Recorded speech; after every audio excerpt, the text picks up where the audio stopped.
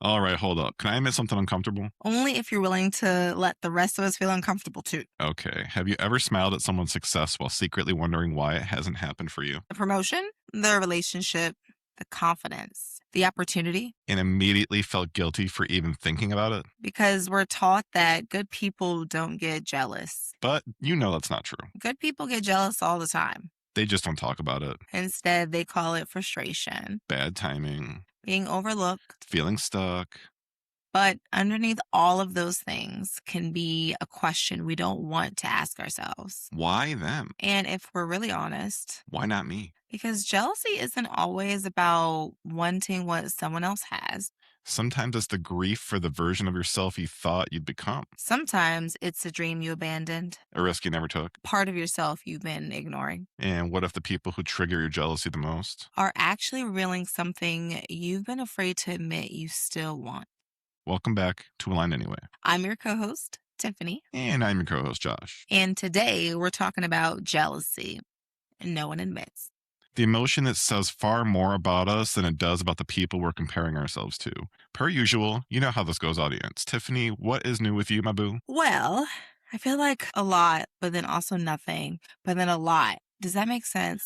I I don't know. want it to make sense, so give me more so it can. Okay, so I have really slowed down, I feel like, in life a little bit. And not in a way of like, so recently we were in Florida twice, like back to back for my oldest stepdaughter's prom and then graduation and just a lot of things going on there. And I got a chance to reset, like back in, my city in St. Pete, that just makes me feel comfortable and back with my people. And I got to have like a day alone on the beach. And I just decided that I wanted to reset. Like, I wanted to not focus so much on like materialistic things or like travel and all of these things, but I really wanted to just like enjoy this space that I purposely curated specifically for me. So ever since I've been back from Florida, I've just been like, people are like, what are you doing? I'm like, enjoying my rent at this nice ass pool that we have here and sitting out on this patio looking at this beautiful ass view that I have. And so that's what I mean. Like everything, but then also nothing. I've just been chilling at home and like soaking it all in and getting back to writing my poetry. And I have decided, I think I talked about this before, but I'm going to go ahead and start working on my second book because I'm just really feeling the vibes and the creative energy. So that's what I mean by like nothing, but then just like really something and That everything doesn't all at sound like once. nothing at all, actually. How could that be nothing, really? I mean, you're writing a whole ass book. That sounds like a whole lot of something to me. Because it's like not something that I'm like, doing yet. It's just like ideas that I'm about to like start executing on. And today I had this amazing conversation with my brother this morning. I woke up early. I went to an 8 a.m. Pilates class. I'm sticking to what I said I was going to do. I came home, everybody's still sleeping, and I just like took the time in the morning for me. And I was talking to my brother, and we were just talking about how all this shit is not real and this is a simulation. We were just talking about the importance of like being present and in the moment. And so I really have been in the moment today and this weekend and just really being grateful for the things that I do have instead of focusing on the things that I don't and really focusing on like what I'm putting out into the universe. So I guess you're right. It is a lot of something. It's never nothing with me. I don't know why I say that ever, really. I'm trying to minimize the show. But we need it. I know. We got a show to put on. We know all the deets. Exactly. Exactly, exactly. So, Josh, what's going on with you? I know that you have had some exciting professional wins that you've shared with me. And I'm just really excited for you to share them with our watchers and our listeners because they may be able to take some gems from you too. We're not above coaching here as well because, that's pretty much what we do all night anyway, or all Yeah, morning, whenever you listen. yeah, we do. It's my life. I've definitely had some recent professional success and I'm really excited about it. I've really put a lot of hard work into advancing and elevating my craft as a leader and making sure that I'm doing some pretty in depth coaching and doing a lot of emotional empathy involved with it, doing a lot of question ask based coaching to make everyone think a little more critically and a little more team oriented coaching. So that would be I'll bounce ideas off each other. So it's more collaborative versus just individualized. Hey, I noticed you did this. Let's talk through that. I don't want to be accountable counseling session, right? I want this to be a collaborative coaching session so we all learn from each other. And when I'm putting in this work, it's really starting to show the results. And because of that, my team's excited, I'm excited. Everything is working out extremely well. And because of that, we're seeing the hard work pay off. And that always feels nice because you always want everything you're putting out in the world as a leader, as a human, to resonate with people. And when it does and the work is finally paying off, you feel like it matters. And what you do is why you're there. And you feel like your purpose is actually being fulfilled. So I'm really excited for the future and what's to come. And I couldn't be more gleamed with joy right now. I love that. I love the gleamed with joy. You guys, listen, come back. We're going to do word of the week, okay? I love that we use gleamed with joy. I really appreciate it. For some reason, it makes me think of Christmas. But Yeah. anyway, I digress. I'm like, gleaming in my eyes, Christmas, or like I just fell in love like first sight or something. But anyway, I think that's awesome for you. Congratulations. I just want to say it's especially awesome for a leader to feel that way because a lot of the times, people say it's lonely at the top. So, like, the higher up you go, the more reports you have, the more you have to, people think that you're a robot. People think that you don't feel or that you're just this, corporate robot. And that's not the case. And we have to work really hard to lead empathetically, to lead with change and not the way that leaders before us have led. I think that we learn a lot from leaders of what not to do, just as much as we learn habits and behaviors and things that we should do. And having that discernment and knowing the difference between the two makes all the difference in the type of leader that you will be. I've always been a leader who's someone who cares about if you grow, whether you're with me or outside. I have encouraged some of my team members to quit and pursue their dreams, Agreed. Me too. and they're successful now. And I love that. And I still get notes and things like that from them. And that's just like, that's what's so important, I think, in being a leader, a purposeful leader and not just a manager. 100%. So congratulations to you Thank and you. your success. And I love how passionate you are about that. I completely understand and can share the sentiment, but it was refreshing to see how excited you were because I think I just was kind of like, okay, what's next? And that's what me and my brother talked about this morning was just like living in the moment. I can't even be excited. I'm like, all right, what's next? I got to do the X, Y, and Z, Yeah, because you That's don't stop. exhausting. It is exhausting. So exhausting.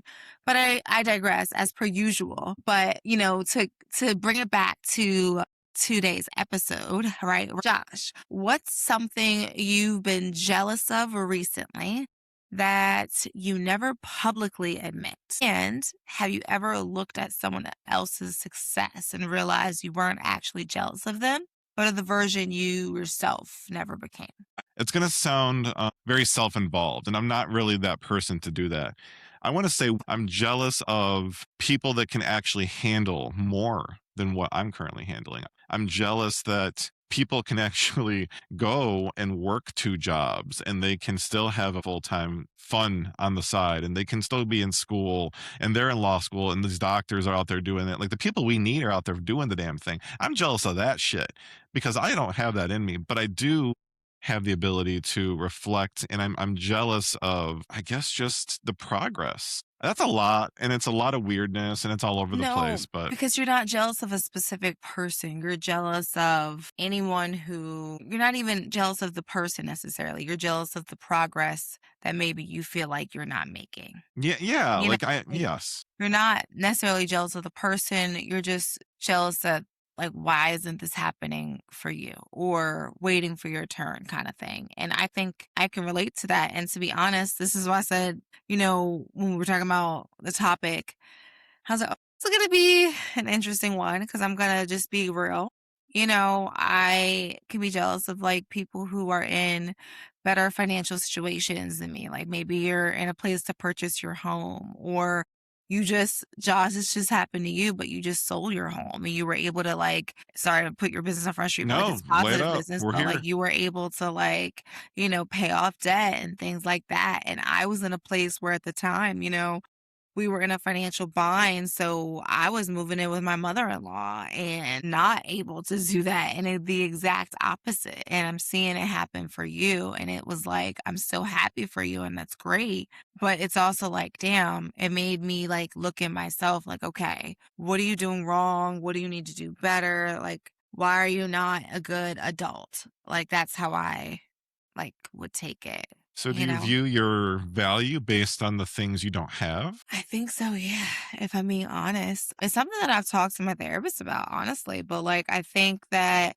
we talk a lot about mental health, and I think it's about time we talk about money and mental health and how that affects you and how you grew up, right? I grew up very poor with a lack mindset, but then, as things progressed, my mom was like doing what she needed to do as a single mom to make sure that we had what we needed. Got me out the hood.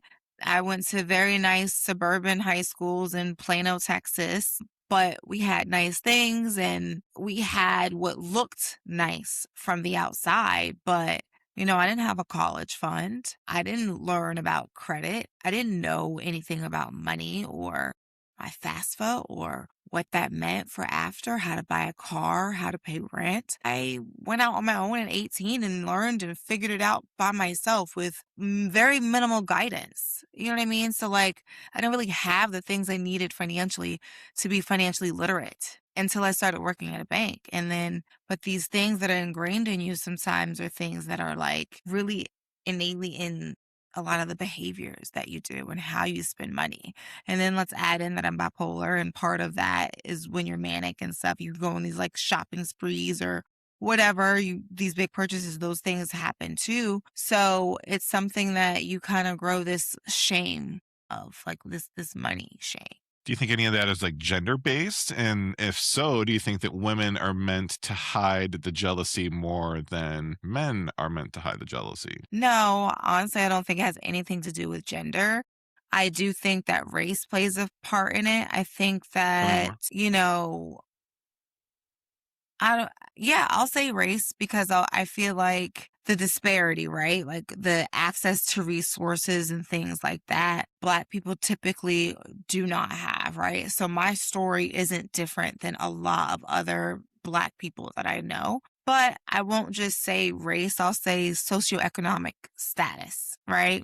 People that grew up with lack and not having. A lot of the people that grew up like that kind of have these same thoughts and same mindsets. So I would say race, yes, plays a part because of the systemic racism, but also socioeconomic status in general plays a part in that jealousy or in that shame. Because I wouldn't necessarily say like jealousy, because I'm not envious. I don't hate you. I don't want you to do bad. I just take it as like an insecurity of mine of like, how come I'm not doing better?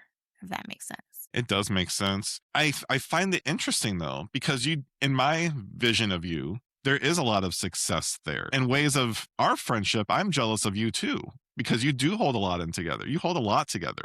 You're out there public speaking. You're out there presenting a book. You're out there networking. I'm jealous of your ability to hold it out there as an extrovert. I'm a fucking introvert. My anxiety is so caved into my own internal being. I don't even want to leave the house some fucking days, and to go out, I need a strong bodied person that's confident to be able to present in a crowd, and then I feel better. I feel able to do it. But if I'm alone in a crowd of people I don't know, it's really hard for me to be myself 100% until I find someone that I can click with real quick to have a conversation, and then it's okay. See that connected conversations bring back in. But I think it's because we have experiences that are negative. So we kind of go into a situation assuming those experiences are going to be negative. And while we know to put them out logically, you got to think about like, listen, we've been interviewing like somatic healers and things like that. And remember, your body keeps the score. So your body remembers how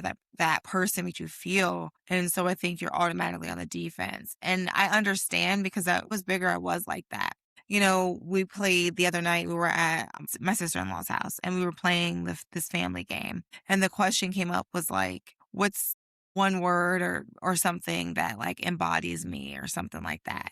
And then I had to pick whoever's card was closest to what I felt like. And one of the words that was picked, it was my brother-in-law who picked it, and the word was confident. And I was like, it was such a like cool thing to hear because he's like, yeah, when I see you, I just feel like you're just such a confident person. You're so confident in your skin. It's just something that I like.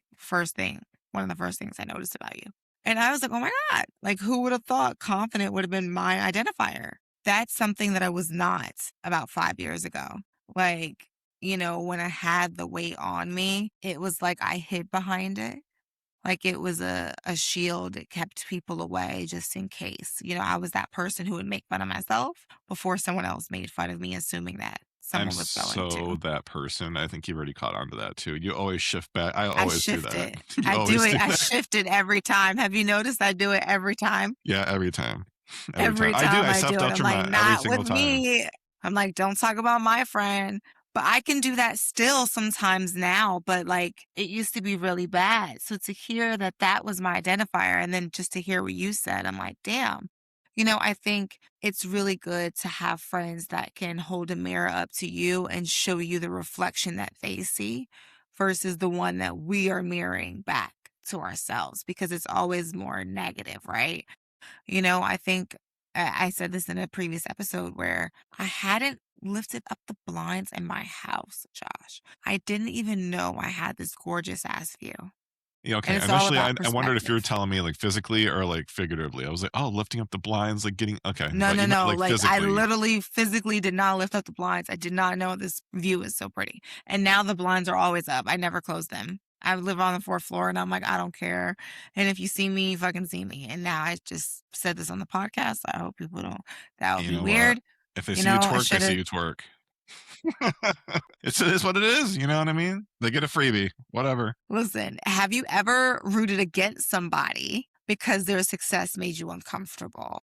Oh, That's a I wonder. tough I one definitely that not like consciously, but now I got to think about times I may have. think about subconsciously, like subconsciously sabotaging something or just being like, oh, like, okay, well, we'll see how long that lasts or something like that.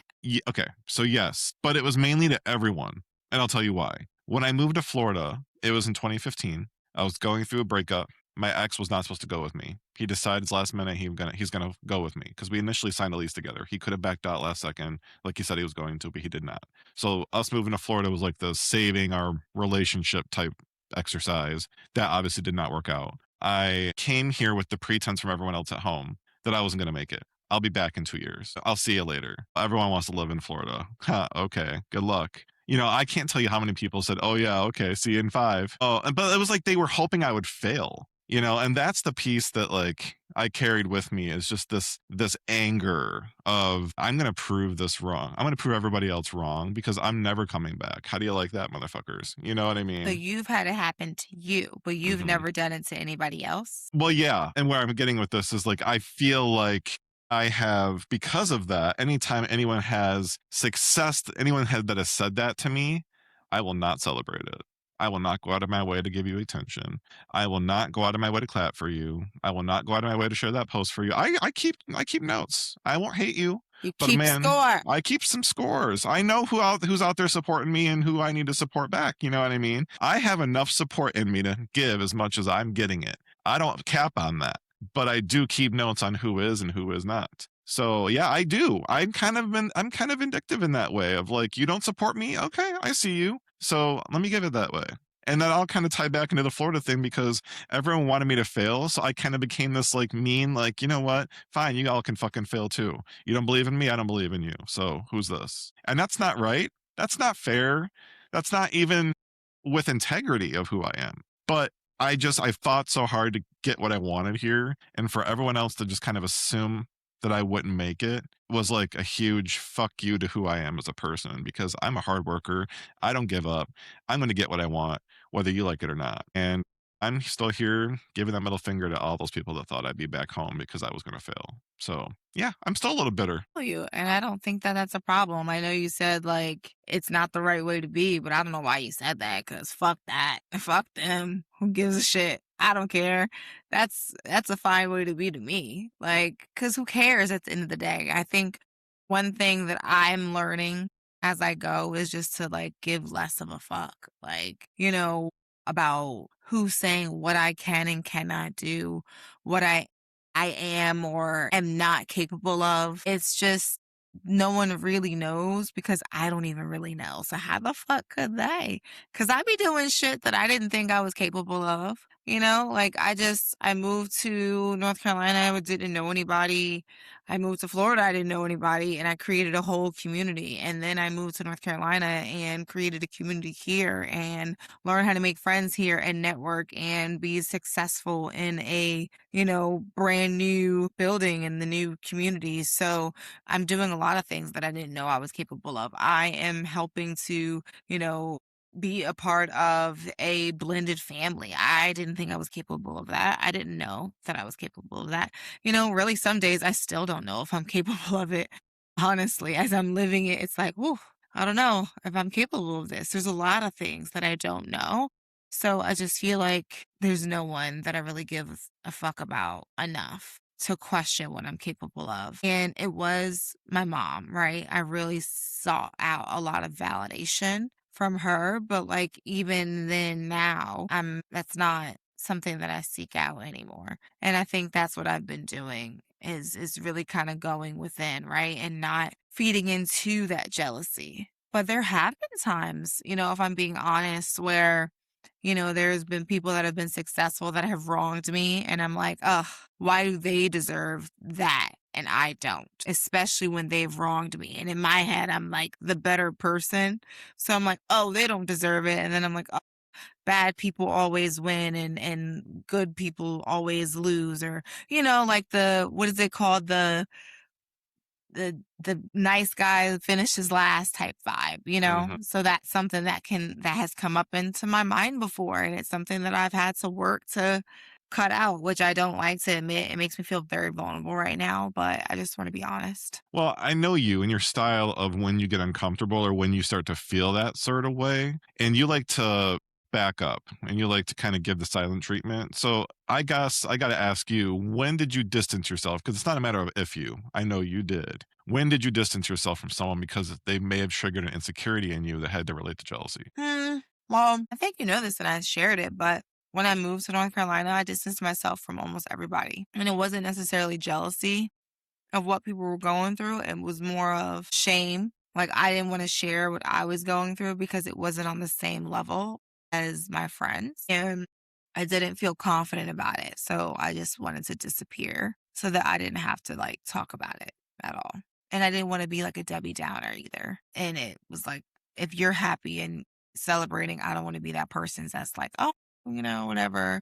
Or like sad. Like I didn't want to do that. So I feel like I do that. I distance myself to like protect the other people. I normally don't do that either, but I found myself doing that with you when you were here in Florida. And it's only because I knew the space you were in personally and what was going on with you. And I wanted to protect you from anything further at all costs, even though I'm not going to hide from you what's going on in my life, because obviously you're there and you want to know. And we're going to, I mean, we talked constantly. So of course we're going to tell each other. You were here in a space of trying to find peace. And I was in a space of begging for peace and going through some personal things of my own. So I couldn't find myself in a place where like I could fake being in a good mood or I could fake having fun for the sake of just seeing you. And it wouldn't be fair to you or the people around you or the time that you were trying to have by me going and even giving less than the person I want to be around you in that scenario. So I felt like by me doing that, I was trying to respect you, your peace, and your vacation, even though, of course I wanted to see you and I felt guilty for not seeing you.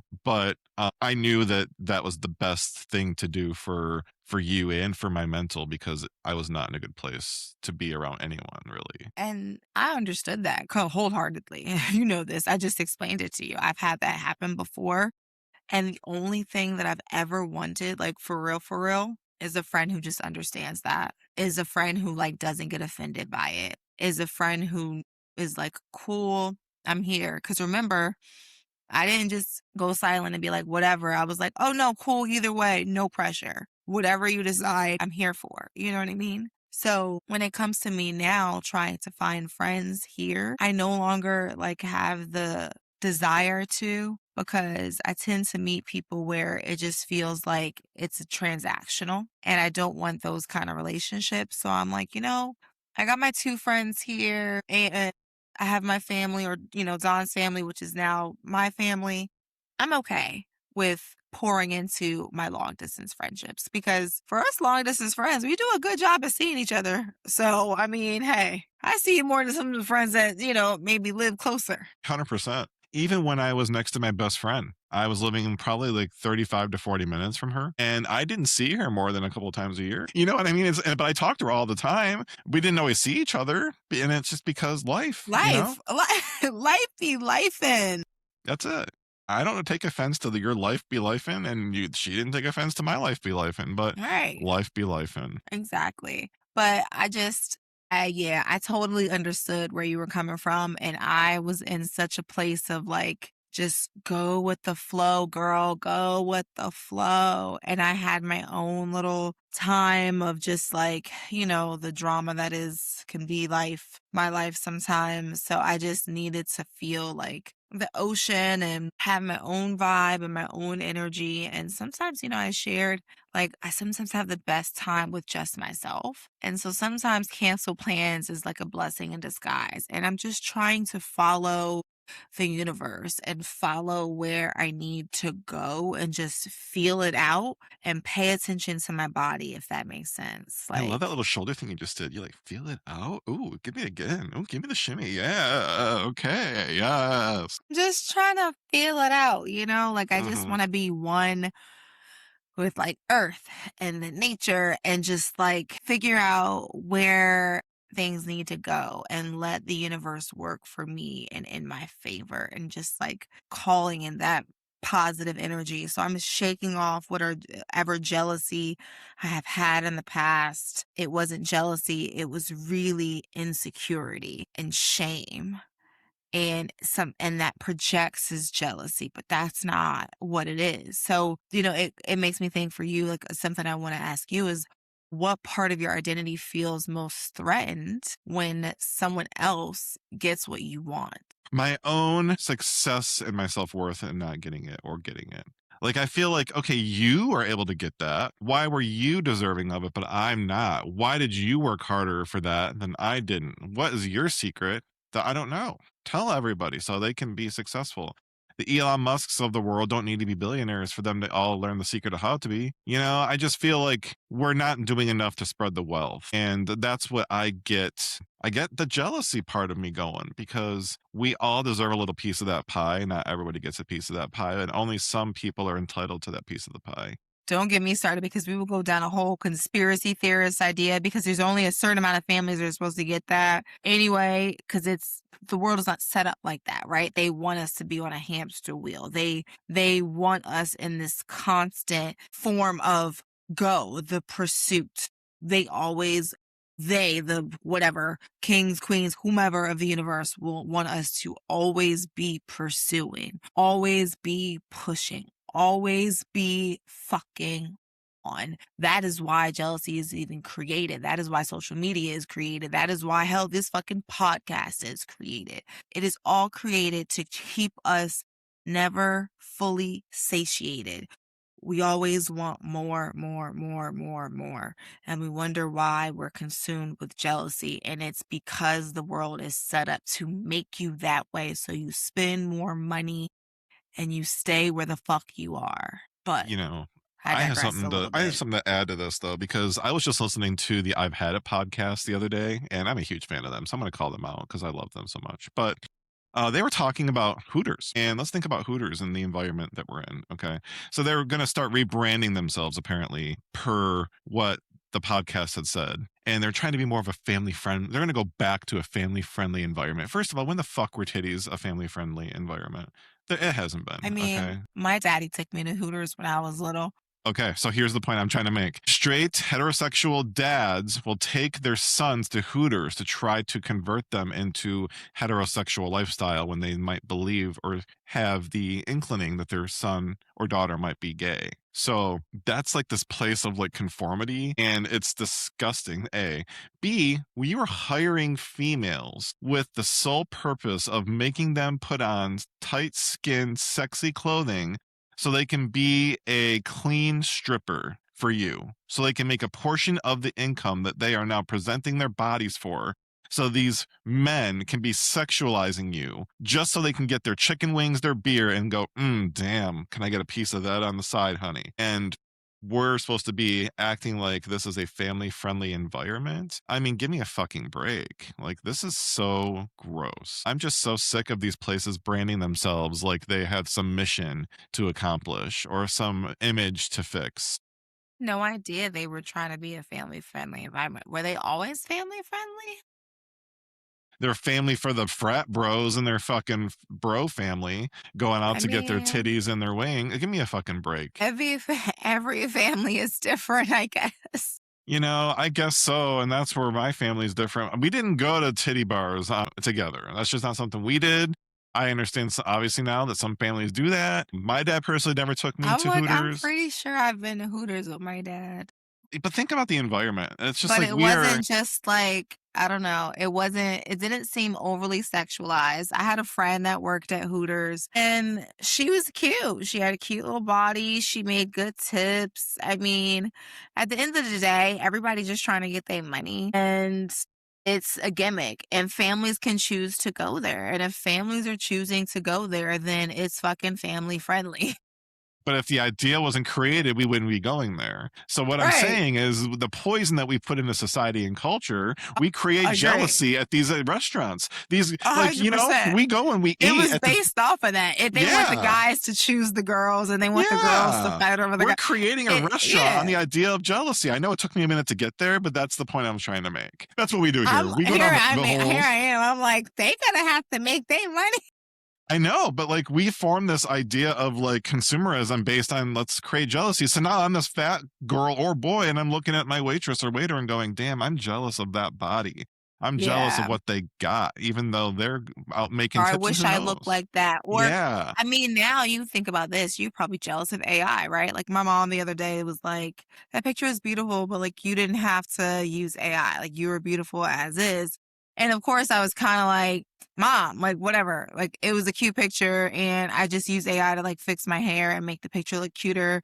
It wasn't necessarily changing my face. Like I know my face is pretty. I'll take regular pictures. I'll wear do no makeup videos. I'm on a podcast. I can't edit my face other than I've been on here with no makeup, so I'm fine. But then I was like, you know what? I really appreciate the fact that she still makes it a point to make sure like that my self-esteem is intact, right? And so then I was like, okay, I did a reframe of my mind because I go to like the negative, like I know already first. And it's like, that's not where she was coming from at all. And so that's me practicing of really having to like rewire my brain because I'll go right to trauma responses. That's what like on the back of the book, I'm like talking about all this stuff. And it's like, all right, I'm healed.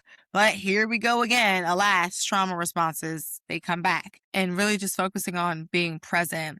And I think when we're present and we're focused on the here, the now, and what we're grateful for, that jealousy can start to dissipate, but it is something that unfortunately it is natural. You know what I mean? And it's gonna happen and everybody gets jealous. And if you say you don't, you're full of shit. So don't fucking lie. You know, you just that's it, you're full of shit.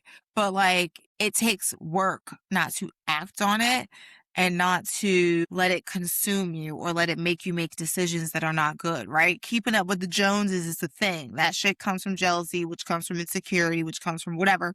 And I feel it. And because I had been there before, but it's just like calling it out and be real about it and be real with it with yourself too is the most important, Yeah, because we never know when we're going to be the ones that people are jealous of, and if right? we, We just learned today. yeah, and we might still be people that are, we don't know in our surrounding or in our circle who people are secretly jealous of us. And that's not being narcissistic. That's just being aware. Like somebody else always has less than you.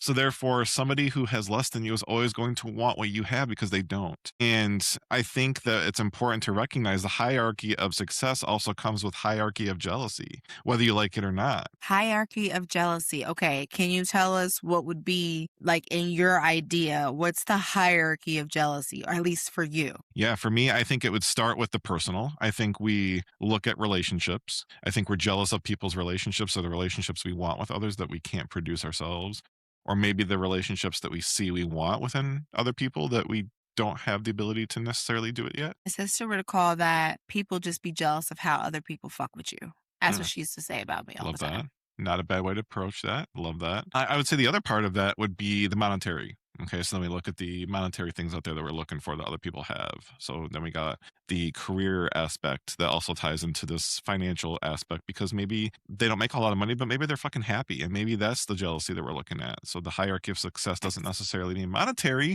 but maybe that means fulfillment in career or life and Mhm. job. Teachers don't make, Passion. yeah, teachers don't make shit, but they got to be passionate to put themselves out there and risk themselves, like we talked about on our last guest episode with Katie Ray.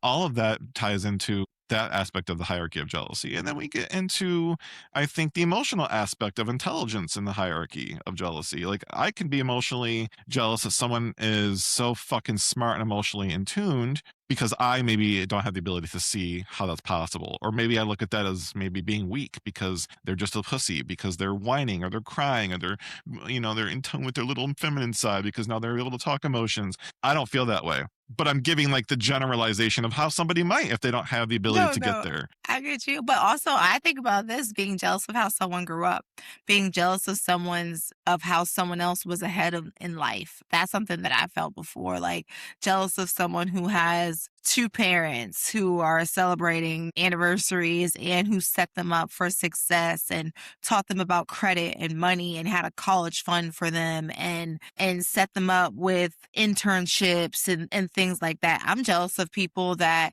had those things. And I was really jealous of people like that in college. I would be like, oh, you're so spoiled. And people would be like, no, I'm not spoiled. My mom just loves me. My parents just love me. And now that I'm an adult, they were right. Like I was just jealous of them. So I would say, oh, you were spoiled, but they weren't spoiled. That's what you do when you love your children. And that doesn't mean that you don't teach them to work for it. Of course, I definitely think, I'm not, I think you need to teach them how to work for shit, but setting them up and providing resources and opportunities to make working for things easier in life is necessary, and it's what you should do, and that's what I want to do for my future children, you know what I mean? And so I was jealous of the opportunities that others had that I couldn't even fathom. No, that makes perfect sense. And you said something that just triggered a thought for me. Growing up and being raised the right way. I have a friend that is now teaching their child. I'm not naming names, but because I completely don't want to get into it there. But this friend of mine thinks that they don't have to tell their child no on anything because they could give their child whatever they want. Well, I don't have to tell my child no, so why should I have to? You're creating a child that is going to be birthed with the idea that jealousy is always okay because I can have that. I want that. I want to get that. I deserve that. So I'm going to need that. I'm going to have to take the what you have now. Thank you. I'm going to need to get to that now. Thank you. You are creating this cycle within that child of spoiled bitch brat syndrome. You're you're putting into that child's mind that it's okay to treat people like shit because they can tell you yes no matter what they want to tell you because you're going to make sure they tell you that. I don't like this. I think it's a toxic way to raise a child and I'm absolutely not for it. I don't agree. I was watching this reality show and it was the children of like, famous rappers, and like it was like Brett Michaels' daughter and it was his son. And his son was talking about how because his dad came from nothing and worked his ass off for everything he has, and all he does is hang around successful, hardworking, he has that work ethic instilled in him. So his dad provided him things for work. So you have to do X, Y, and Z. Maybe you're helping out with this. Maybe you're helping dad out with the business. Maybe you're doing X, Y, and Z. So you're now provided all of these things that, of course, your friends may be jealous of if you're in situations where you're not hanging around people of the same socioeconomic standard, right? But then also social media. But like he taught his children how to work for what they had, and they grew up with a lot. And maybe they're spoiled, more spoiled than most. I don't know what we would even call spoiled anymore, right? But his parents provided everything that he needed, but also showed him how to work for when they're not there. So it depends on how you're parenting. It is okay to give your child what it is that they need as long as you teach them how to work for it. So you don't necessarily have to give it to them, but providing opportunities, teaching them, give a man a fish, he'll eat for a day. Teach a man a fish, he'll eat forever. Right? Here's the So thing though. teaching them how to work for what it is they're getting, even though it is on a grander scale, because that is what they have, and you shouldn't be punished for having. You said a key word. You said give them what they need. This child doesn't know what they need. They know what they want. And by you giving them what they want, they're turning that want into a need. So, in my opinion, yes, this person knows what they came from. So they don't want their child to understand that life. They're going to give them a better life. They're going to teach them how to get to this place. And that's amazing. And they're giving them those tools and they're making them work hard, which is what they should be doing. But in my opinion, the way this friend is handling this child, mommy, I want XYZ for food for a 10 p.m. snack. Okay, baby, I can get that to you. So Okay, well, therefore, that's different than but what I that's all what I'm right. saying. Like Okay. this child wants it. I can get them for you. So I'm going to, why would I not get it for you? You can have it because I can provide it. So I'm going to get it for you. Now that turns into this, okay, I get whatever the fuck I want mentality, which creates this jealous type of personality because they think they can get what they want all the time because there's no inhibitions. If you're a good parent, you control that. You can. But I think at some point that creates some sort of internal monster within a child, in my opinion. I think it's so hard to say if you're a good parent. Like, who's a good parent? I don't think anybody's really a good parent. If the child turns out okay, they're healthy, they don't commit crime, they're a success, Yeah, they but have there's success, there's good parents that create fucking fucked up ass kids like all the time. emotionally sound and safe. I think that is a huge component Yeah, of. I don't really think any parents are good parents. Like, I think they all fucking suck. Oh, You know what I mean? Like, okay. they Hey, all honey. like I mean, nobody's emotionally regulated. Look at the world we live in. We do not live in a world where it's set up for people to be great parents. And I'm not saying my parents fucking suck, but like I mean, they weren't great. We know that. I love you, mom. Like you were great, but like they went through their own shit, their own trauma. Like it's fucked up. And I'm not gonna lie. Like I'm going through this part of where I'm like, oh, what did I do wrong for what have my bonus kids see when I'm not emotionally regulated. And I get on myself and I'm like, I'm there have definitely been times where I'm not the best, right? Like I'm not as even tempered as I would like to be. I say the wrong shit. You're not necessarily seeing all the great things, or there may be resentment that I'm unable to hide, right? You know what I mean? Like I'm not perfect. So there's no such thing as a good parent, period. But that doesn't mean that they're not good things, right? Because there's no such thing as perfection. There's no such thing as being happy every day. We have to find glimmers of gleam and joy, like you said earlier, right? So there's no such thing as this good parent. So I think we just all learning as we go, and it's just trial and error. So right now, she may be giving the child snack at 10 o'clock at night. That just means you need structure and what's the word? Discipline, right? That's hard for people to have. I shouldn't be snacking at 10 o'clock at night, but my ass ain't got no structure and no discipline. So that's why I didn't lose the 5 pounds I need to lose. So there's no way I'm going to necessarily be able to parent this child perfectly to avoid jealousy. And jealousy is unavoidable because we live in America with fucking screens, or not America, in Earth. We live in Earth. We live in the universe because I'm pretty sure aliens probably got cell phones or some high tech shit too because they're Well, real. according to the government, we now have AI and UFOs and Exactly. all these And, things that are, and people now about to have robots and shit. So, conveniently enough, UFOs are now exposed as of the world of AI can't create that perfectly for us. You know what I mean? I'm just a little sketchy about that. But hey, what do I know? and we get a little everything when we digress. Hmm. But I want to, first off, I want to say I like that we had that little kind of debate going. And I want to know after what I said, what is your perception of that? We've said a lot tonight. We've talked about the difference in jealousy in the racial sense. We've talked about this. the sense of jealousy in career. We've talked about it in relation. We talked about jealousy in all sorts of the word. And I think the thing I've taken away the hardest for me is that jealousy comes in the form of all evils. It doesn't just show the face of one. And I think the difference between jealousy and evil is accountability. To your point, parents are all shitty, you know, but I think the difference between a shitty parent and a less shitty parent is one that's accountable, because the way we teach is the way that we are held with trauma. And I think if we learn to cope with the trauma and be emotionally available to do so, then the way that we raise our children and the way that these children are being raised to push forward in society, our world becomes better, because that's the way it trickles up. And it starts within the right culture of creation. And if we don't create these evils of jealousy and envy and greed, then, we have a better human and a better world because of it. Think that something that you said, you were like, as it relates to jealousy and kind of where it all starts or how you fix things is accountability. And I think that, yes, it's accountability, but also there's a lot of people accountable that ain't doing shit to change, right? But is that So, really accountable? I mean, they're verbally accountable, they're self aware. Aware and You accountability, in my opinion, are not the same. Okay, okay, that's fair, that's fair.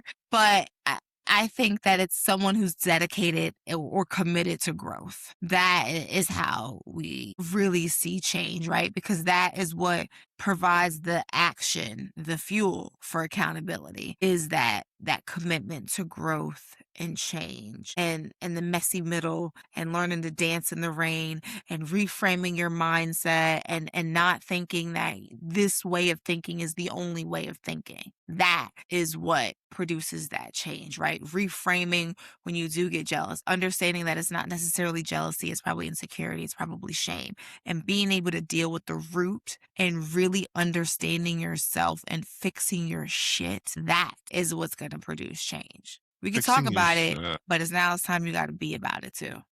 Because we're not just aware here, people. We are accountable, unaligned anyway. Exactly. Next week, we're going to bring you another doozy as we do. We're going to be examining curated identity versus authentic self and the subtle ways that we perform growth, which we love talking about here on Unaligned Anyway. Stay tuned next week. Good night, guys. Nighty night. Bye.